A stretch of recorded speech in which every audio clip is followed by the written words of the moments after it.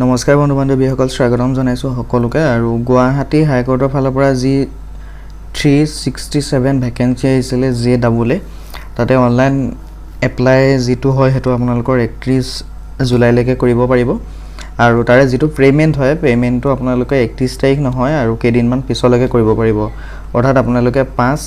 আগষ্টলৈকে কৰিব পাৰিব 5 দিন পিছলৈকে পেমেন্টটো কৰি থাকিব পাৰিব যদি আপোনালোকে 31 তাৰিখেও এপ্লাই কৰে তেতিয়াও পেমেন্ট কৰিব পাৰিব বা আজিও যদি এপ্লাই কৰে বা 31 তাৰিখে লাষ্ট ডেটৰ দিনাও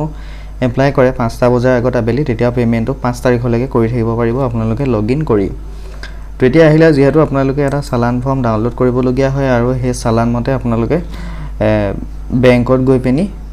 পেমেন্টটো কটাব লাগে বা কিছুমানৰ হয়তো একেদিনাই নহয় বা বেংক দূৰত থাকে গতিকে আপোনালোকে অনলাইন সিস্টেমত কৰিব পাৰিব তো অনলাইনত কৰিবৰ কাৰণে আপোনালোকে কি লাগে কেনেদৰে কৰিব হেতু আপোনালোকক এই ভিডিওটো জৰিয়তে দেখাই দিছো যিসকল সুবিধাটো আছে তেওঁলোকে অনলাইনত কৰিব পাৰিব আৰু যদি কোনবা ক্যান্ডিডেটৰ নাই তেতিয়া হলে ডেসক্ৰিপচনৰ WhatsApp নম্বৰ দিয়া আছে যদি আপোনালোকৰ চালানৰ পেটো আমি বা কটাই দিব লাগে তেতিয়া হলে WhatsApp নম্বৰত কন্টাক্ট কৰিব আপোনালোকে ঘৰত থাকি পিনি কটাই লব পাৰিব তো তাৰ কাৰণে আহিব লাগিব আপোনালোকৰ যেটো SBI হয় SBI টো আপোনালোকে সাৰ্চ কৰিব লাগিব SBI লগইন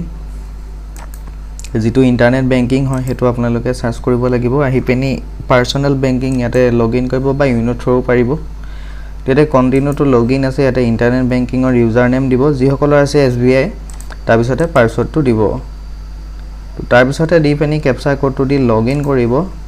নেক্সট আপোনালোকৰ এই মেনুটো খুল খাব তো এটো দেখাইছে SBI ইন্টাৰনেট বেংকিংৰ হোম পেজ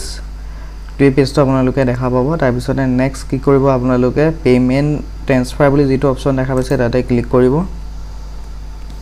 তো ক্লিক কৰাৰ পিছত আপোনালোকে স্লাইড তলত আহিব ইয়াতে পাৱাৰ জ্যোতি ফি কালেকচন PUL বুলি দেখা পাইছে যেহেতু এটো চালানৰ ফৰ্মটো আপোনালোকে দেখা পাব তো ইয়াতে ক্লিক কৰিব ক্লিক কৰাৰ পিছত ইয়াতে আপোনালোকৰ যেটো চালানত আপোনালোকৰ লিখা আছে ফি টাইপ বুলি এটা অপচন আপোনালোকে দেখা পাব হেতু হৈছে 349 বুলি এটা লিখা থাকিব সকলোৱে চালানত তো পাৰজুটি ফি কালেকচন এটো লিখা থাকিব চালানৰ ফৰ্মখনত স্ক্ৰিন নাম্বাৰটো নেলাগে ফি টাইপটো 349 বুলি থাকিব হেতু ইয়াতে সিম্বল টাইপ কৰিব তাৰ পিছতে সাবমিট কৰি দিব তাৰ পিছতে আপোনালোকে এটা ডেট থাকিব হে চালানতে DOB যেটো হয় হেতু ইয়াতে আপোনালোকে টাইপ কৰি দিব তাৰ পিছতে যেটো ফি ৰেফাৰেন্স নাম্বাৰ DJAA 2504 বা এনেকুৱা ধৰণে থাকিব মুঠতে আপোনালোকৰ DJAA এনেকুৱা ধৰণে ষ্টাৰ্ট হ'ব আৰু হে ডেটটো চালানত থাকিব ভ্যালিডেশন DOB টো তো হেতু ইয়াতে বহাই পিনি DJAA নাম্বাৰটো বহাই পিনি কনফাৰ্মত টিপা মাৰি দিব তাৰ পিছতে নেক্সট এই পেজটো খুল খাব পাৱাৰ জ্যোতি আপোনালোকৰ ফ্ৰী কালেকচন ইয়াতে আপোনালোকৰ নিজৰ SBI টো দেখা পাব ঠিক আছে তাৰপৰ পেমেন্ট এমাউন্টটো দেখা পাব তাৰপৰ যি গৰাকীৰ নাম হয় তেওঁৰ নামটো ইয়াতে নিজে ওলাই যাব তাৰ পিছত গ্ৰেড 3 আসাম জুডিশিয়াল সাৰ্ভিস বুলি থাকিব এটো জিএন ওলাই আপোনালোকৰ কোনো টেনচন নাই ফি ৰেফাৰেন্স নাম্বাৰ যেটো হয় আপোনালোকৰ DJAA এ বুলি যেটো আছে আপোনালোকৰ চালানত ফৰ্মটো বাবা ইমেইলত গৈছে হেতু লাব